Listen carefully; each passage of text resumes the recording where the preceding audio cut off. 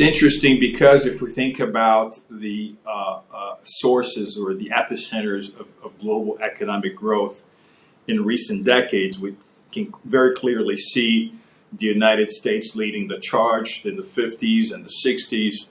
The 70s and the 80s were very much about Japan, about the so-called Asian tigers.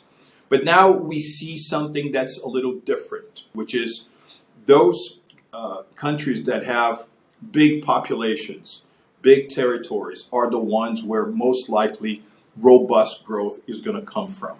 So yes, the China story has been all over the place for the past 50 years.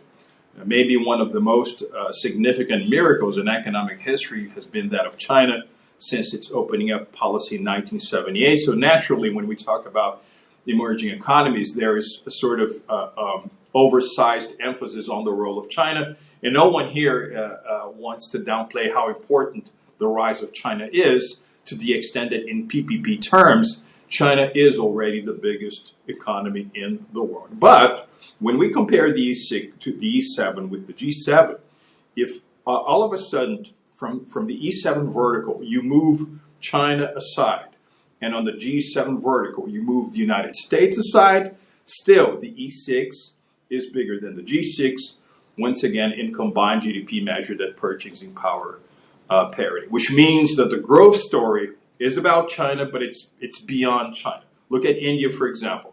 If we look at every year from 2016 all the way to today, with the exception of 2020, which was the most delicate year of the COVID pandemic, India has outgrown China in percentage terms. The economies are still, although India has overtaken China in terms of being the most populous country of the world a couple of weeks ago, China's economy is still about 5 times bigger than that of India.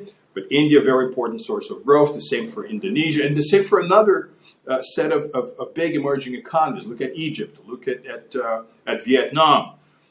So I see growth really coming in from the E6, and naturally, this creates a new web of potential economic collaboration, where yes, a significant portion of the foreign direct investment will come from traditional sources like Europe, like North America.